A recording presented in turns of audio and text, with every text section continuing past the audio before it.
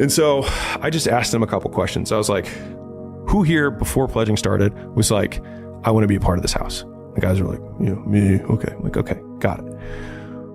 Who here thought it was going to be easy? Who here thought it would be hard?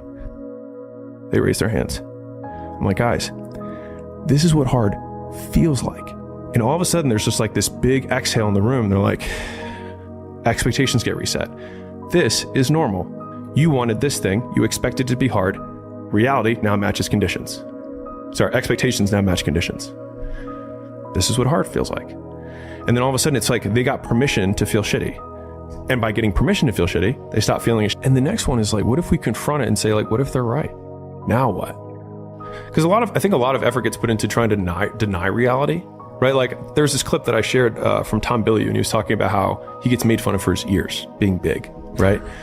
And I think it's a really good clip because his point that he was making, because it's such a visual, easy example for people to understand. He's like, is that it's true. I do have big ears. And so that's like if they're like, you have no right to be making content. Are they right? Okay. And yeah, I'm still going to do it anyways. Because the thing is like, one of the things that I had earlier on in my career was like, I didn't think I was a really good person. Like I was like, I'm not a good person. Yeah, like some people are like, yeah, I just had that, right? And I had a history, whatever. And one of the things that gave me a lot of respite or relief from that kind of thought process was like, that's okay. Because I can still do the things that create success and not deserve it and still get it. And that actually felt very powerful for me. Because it was like, I don't have to deserve the success. I can still just do the stuff that gets it. It's like, you don't have to deserve the girl, but you can still do the things that get her. And do you deserve her when you have her? I don't know. Who knows? I hate the word deserve to begin with, right? Yes.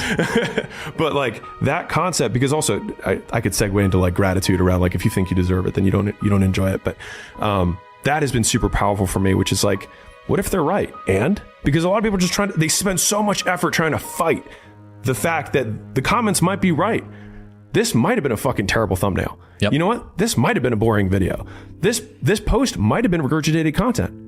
This post might have been inspired too closely by someone else's post, right? What if they're right?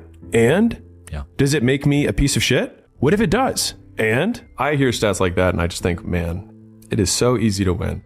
Like that. I mean, like when I hear that, that's exactly what I think. I'm just like, man, for everyone who's like struggling to win, it's like most of the pain that people experience is purely in their own minds. And so to your point, I think there's an interesting one between like burnout versus hard.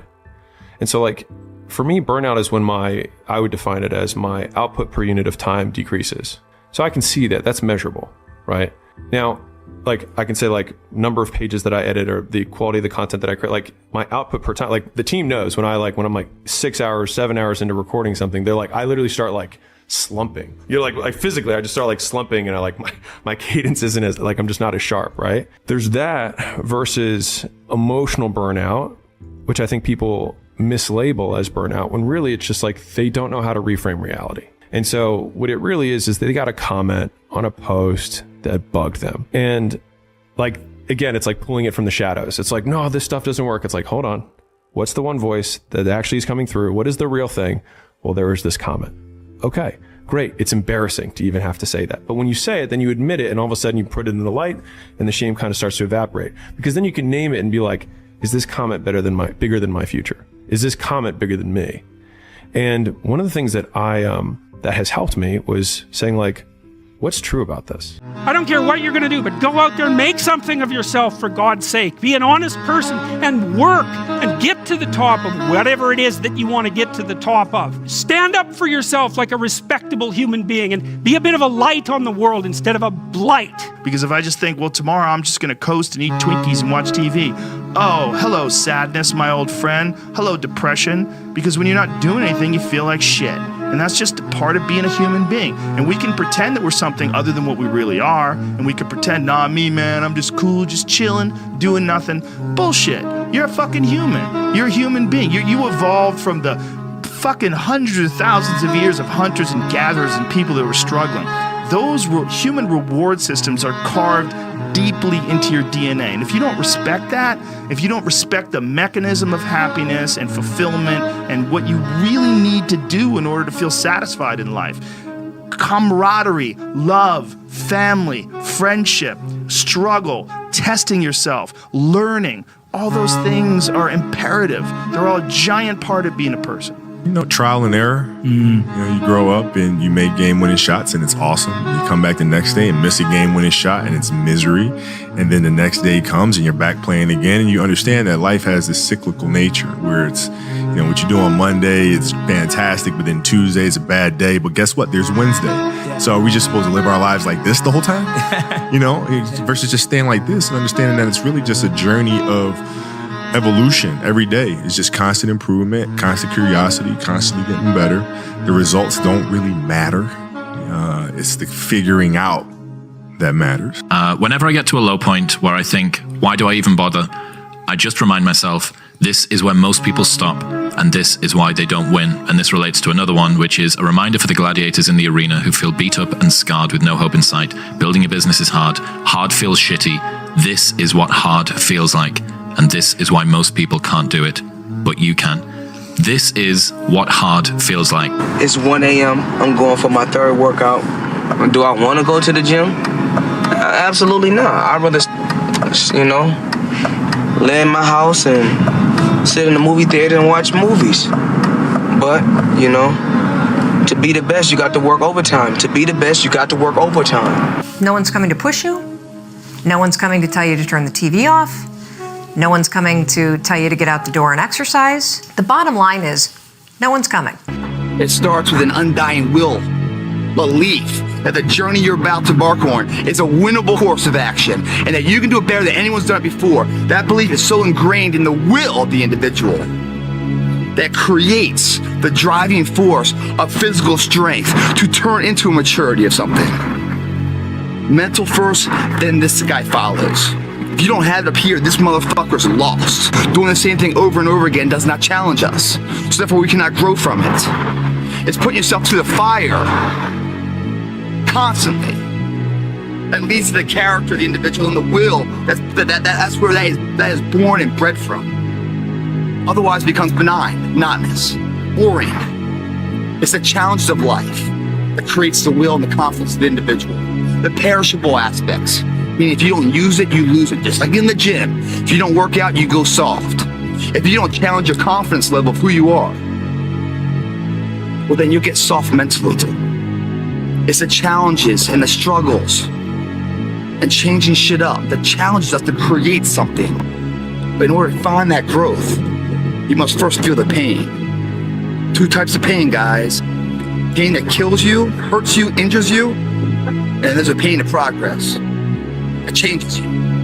That's what we're gonna embark on. Damn, Ron, come on! What's the matter with you? Tomorrow. There is no tomorrow! There is no tomorrow! There is no tomorrow! Remember, with great power comes great responsibility. Maybe I should just quit and go back to making noodles. Quit. Don't quit. Noodles. Don't noodles. You are too concerned with what was and what will be. There's a saying. Yesterday is history. Tomorrow is a mystery. But today is a gift. That is why it is called the present. But happiness can be found even in the darkest of times. If one only remembers to turn on the light. You see, in their last moments, people show you who they really are. Hey, yo, Mr. McCall. Why me? Why not you? You're not afraid of failing. You're afraid of what other people will think of you if you fail. But if you're afraid of that, imagine what they think of you when you aren't even trying. Oh yeah, they aren't. So I think to myself, man, I'm afraid of doing this. And I'm like, no, I'm not. I'm afraid of what this person's going to think about me. Because if I were to be able to fail in quiet, in complete isolation, then I wouldn't care. And then I think, well, what if I don't succeed in public? What do they think then? Nothing, right? They don't think about me at all. And so obviously that comes from the perspective of seeking to gain approval and attention from others anyway. So it's like, listen, if you're insecure, which everybody is, let's be real, you might as well use the insecurity to get something out of it. And so a lot of people think that they need to fix their conditions in order to get like the perfect conditions before they start. But the perfect condition is whatever one you're in, because it gives you whatever assets you have. That's the cards that you're dealt. And so you just play the hand. And a lot of people have great cards. It's like, man, I'm so afraid of it. It's like, use it. It's like, I have nothing. What makes you very dangerous, because you have nothing to lose, is that there's always an advantage and a disadvantage from every position. It's like, there's always a position and there's always an advantage. I was like, you just have to play the one you've got. And most people just look at what everyone else's advantage is and don't think, which one do I have? It's not you that's afraid of failing. Yeah. You're afraid of other people's opinions about why you're going to fail. So when I win, it's awesome. It's always great to win. Winning is a great feeling. In business, in sports, in life, losing is never fun, but it's part of the game. You know what I mean? If you want to be in the game, it's sports, it's business or whatever, there's going to be wins and there's going to be losses. And you have to take them both in stride. If you are the type of person that's on social media and people say horrible things to you and you get depressed and you shouldn't be on social media. You know what I mean? These are all part of being in the game. When you're in the fucking game, great things happen and really bad things happen, and you got to take it all in stride, and you got to pick yourself up the next day, strap your fucking shoes back on, and get out there and go to fucking war again. That's how it works. The person that finishes the race with their hand held, isn't it about the how big they are, how tough they are, their potential? It's their perseverance. Meaning it's not about the dog that's in the fight. It's the fight within the dog. Well, yeah, it's a shitty situation. I gotta go to work because I gotta pay the bills and support my family. But you know, it doesn't mean I have to shortcut my success in what I'm doing. I'll find a way to work this out. Listen, every day when you get out of bed, life's standing right there to kick you in the fucking face, man. Could be anything. Could be you get up and you walk downstairs, you got a fucking flat tire and you're late for work and you got this and that. Life is gonna throw all kinds of crazy shit at you, right? And you have to be ready for it, and you got to fucking deal with it. You can't curl up into a ball. You can't run away from it. You can't hide. You have to take all this shit head on. You have to get up every day when I get up out of bed, I strap up and I'm getting ready for fucking war. Because I know I'm coming in here. I know a bunch of bad shit's going to happen that I'm going to fucking deal with. I thrive in chaos. I actually love chaos.